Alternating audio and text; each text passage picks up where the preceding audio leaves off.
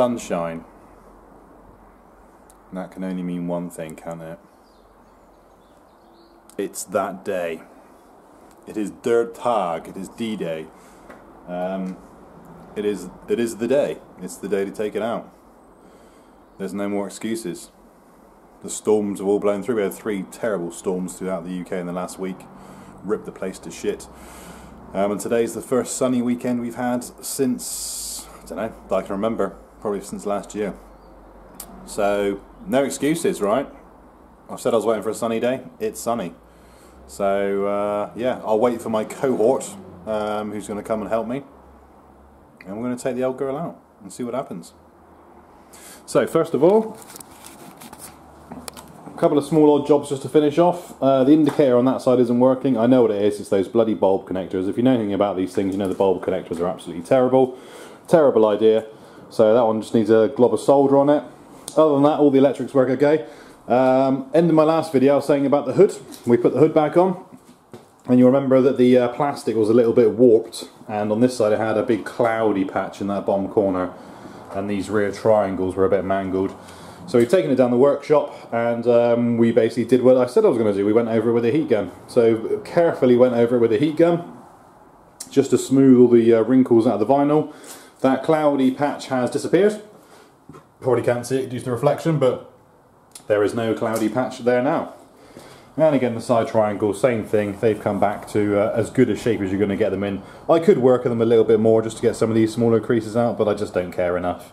I'm not really ever planning on driving the car with the hood up, unless for some reason I decide that this is, you know, the car I'm going to daily drive from now on because it's amazing, and therefore, you know, drive it in the rain. I don't think that's going to be the case. I've got my van for daily driving. I think this is just going to be a fun summer car. If I keep it, I don't know. We'll have to take it out and see what it's like first of all. Went over that with some, what do you call it, tyre dressing, which is good for rubbers and vinyls, and that's given it a nice colour back to it again, and also just softens it up a little bit, so it just makes it easier to stretch backwards and forwards. We had a look at the ticket on the roof, and it's not the original roof. It's the original metal framework underneath it, but the roof is a replacement from Moss back in 2002, I think it was, 2003. So that's why the vinyl looks in good condition for a car of its age. It ain't the original. Also, we had a tear down here. You can see I've put some old seatbelt webbing in behind, and that's then been zigzag stitched in just to stop that pulling. And the reason that was torn was because this popper down here was out of alignment. You can see that black popper. You can see how far away it is actually from the stud there. I've put a new popper in closer to it, but even then it's still a stretch to get it down there, and the problem is it's tearing the roof there to stretch it down. So we're not going to bother. Today we're just going to fold the roof back and we'll just leave it and leave it down, and I can come back and address those poppers at another time. It's also missing a popper down here on the bodywork as well for that one. But that's about it. I just need to put one more wheel nut back in. A wheel nut down this side. One of my wheel nuts wasn't going back on very central when I was spinning it back on. Wasn't happy with it, so I've got a different wheel nut. Put that back on. Check everything's nice and tight. And yeah, get a run up and ready for action. But between now and then, till he arrives in the next half hour or so, I've got a little bit of cleaning up to do. As you can see, you know what it's like at your workbench. It gets a bit like this. So I'm going to clean all this up, make sure it's all nice and tidy. I'm one of these people, I like things to be nice and tidy. It's just the way I am. I even took my toolkit apart and cleaned it all out because it was just full of dust and, you know, crap. So took it out, cleaned them, put them back in a piece at a time. I'm showing a bit of rust on these, but you know, it doesn't matter. The rest of it is all chrome plated. So that looks nice and tidy. Got to look after your tools, haven't you? Look after your tools, and your tools will look after you. Other than that, she is just about ready for the off. I'm going to get in there and give her a quick hoover as well. I'm inclined. Alright, here we go. That's as clean as it's ever going to get. The old girl's had a quick once over. Quick hoover. Quick polish on the glass. Quick clean of the bodywork.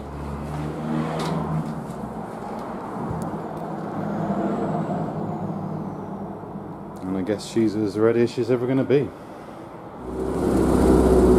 Let's go.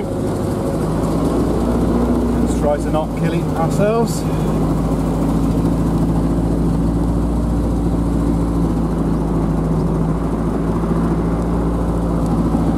living on the busiest road. It's a fucking pain in the ass when you've got something like this and you just want to get on with it. Because nobody ever flashes you out on this road, ever. And I've been sat here for 5 minutes before.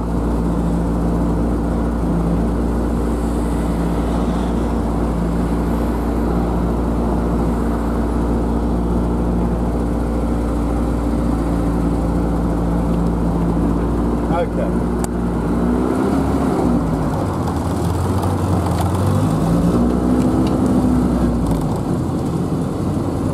Yeah, love.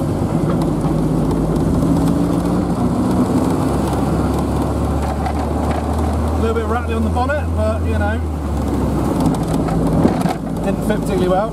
Sounds like there's a box of Lego in there somewhere.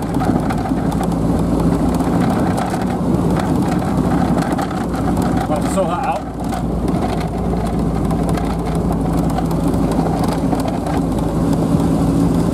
Quick brake check. Good as it's going to get.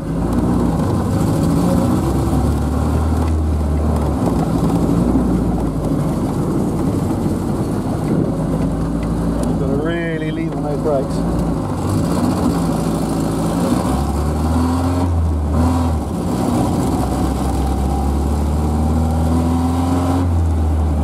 Still needs a bit of tuning, a bit chuggy. Bad. Nope, still indicator still on. Very heavy on the steering, but apparently that's pretty normal. Nice on the springs though, I'll give it that. It doesn't bang or crunch when you're going over speed bumps. Just gonna freewheel this one, see how bad it is. No, that's alright.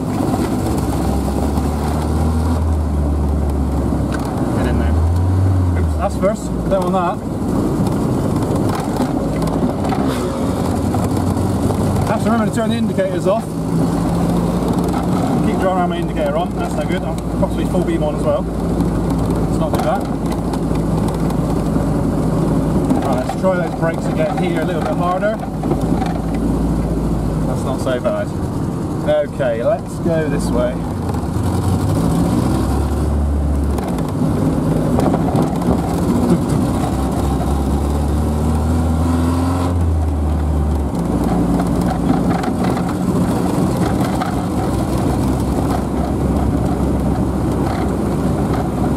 Works alright, doesn't feel like it's slipping or anything like that. It feels quite positive when you put your foot down.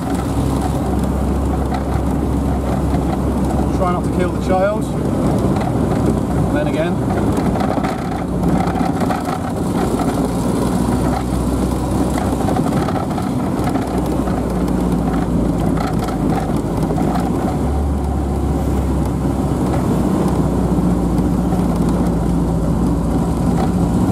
Take her down to the tunnel, that's where we'll go, and then we'll swap over and we're up and out we go. Oh, there's someone down the bottom, so what we'll do is give him a little flash. Oh no, he's turning in.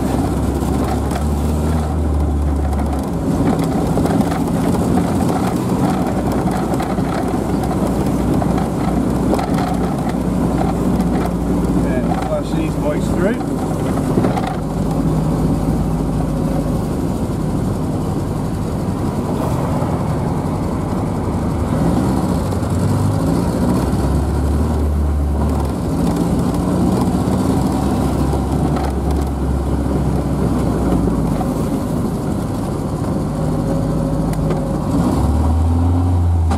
Get in there.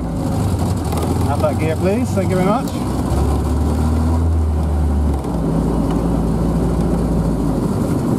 Coming around people, coming around, make way.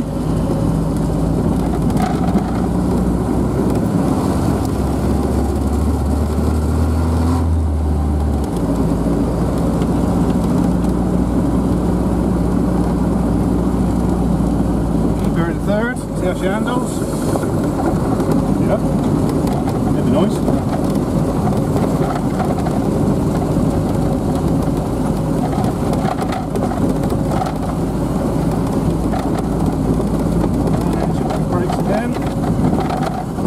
bit.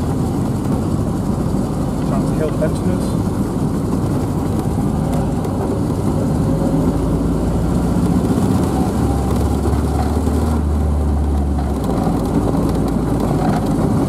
More pensioners.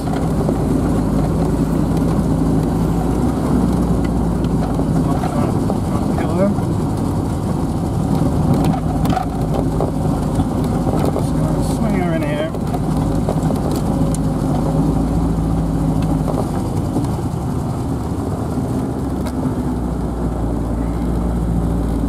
Be interesting to see what you think of it.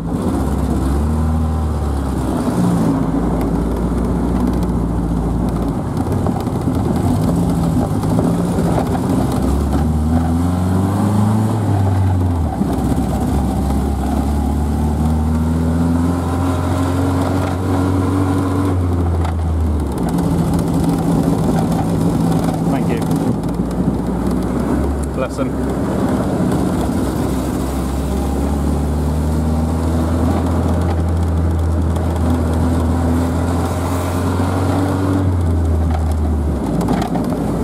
Bring back memories?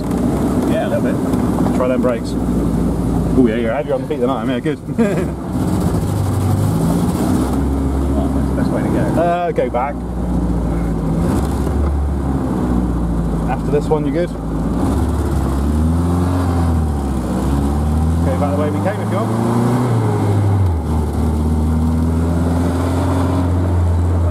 No, next one. Here you go. Straight across. Yeah. And then first, actually take the second left, it's probably easier because then you haven't got to dodge the cars. Go up Eastern Lane.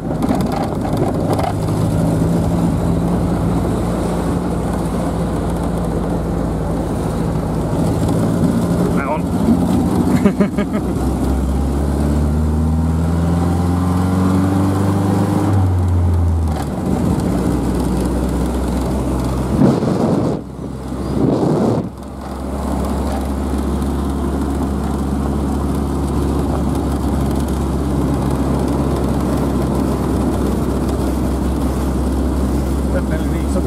Yeah, bleeding power a bit, you can feel it. It's probably that mixture on that second carb. Floor temperature's working. Right, made it back in one piece, everything's cool. Although we did have to push it the last 20 yards out of the junction over there. It was down on power, sounded like it wasn't firing on all cylinders. Turns out the fuel gauge was lying. The tank is drier than a martini. We ran out of petrol 20 yards from home, luckily. So good job we didn't take it too far today. I was planning on taking it down the woods and all that. I wasn't driving, Rob was driving, unfortunately. Bless him. I'm like, what's wrong? I thought this guy could drive. Why is it? And then, yeah, finally died in the junction. A couple of old ladies behind us were laughing. That's all good. So they, you know, people who appreciate a classic car appreciate you spend half the time pushing it. Rolled it back to the driveway and inside the tank. I'll just show you inside the tank, because you should be able to see it. Whether you can see it or not, I don't know, but there's nothing in it. Even though my fuel gauge says it's half full. So issue with the fuel gauge, and a rattling on the bonnet. That's the only other thing, is the bonnet rattles on here. This isn't the original bonnet that came with the car, as you well know, and it's a little bit big and it's a little bit baggy, so I think what I'm going to have to do is get some kind of trim for that bottom edge, the top edge of the bonnet there, or get something on here, like a bit of sticky neoprene or something with a good sort of half-inch thickness on it, so that when you pull the bonnet down and pull the hinges on the side, it clamps it up nice and tight, because that does rattle, and whilst you you know, you kind of forget about it after a while, it is annoying, and it will annoy me. So other than that, I think we are pretty good to go. Other than those two things, A, running out of petrol, and B, having a slightly banging bonnet, the rest of it was actually okay. And that fuel that I've had in it came from a jerry can which has been sat around for at least 6 months, probably closer to 12 months, because I had that jerry can when I first started the car, which was last February. So that fuel is 12 months old, so it's probably not very good. So yeah, she needs some fresh fuel and a bit of additive, because I forgot to put additive in as well, because obviously these are the old leaded, I'm guessing, petrol engines. But we're home in one piece, the car's still in one piece, no accidents, steering works okay, brakes work okay, gearbox works okay. It's a bit weird for me driving a car of this age, because I've never driven a car of this age before, so the pedals are quite close together, there's quite a bit of slack in the brake pedal before it actually starts to bite, and obviously that's a bit alarming when you're coming to a junction. So it needs a servo assist on the brakes if I keep the car. So yeah, other than that, I'll stop waffling. Successful first mission, I think. I think that counts as a success, doesn't it? If you come back and the car's still in one piece and you haven't hit anything, and by and large everything works as it should, then I think that's a success. So we will mark this one as a success. Just remember next time, don't trust the fuel gauge and put some fresh petrol in it. So there we have it, guys. Thank you as always. The first run, the day I've been waiting for well, I suppose since I started the car, really.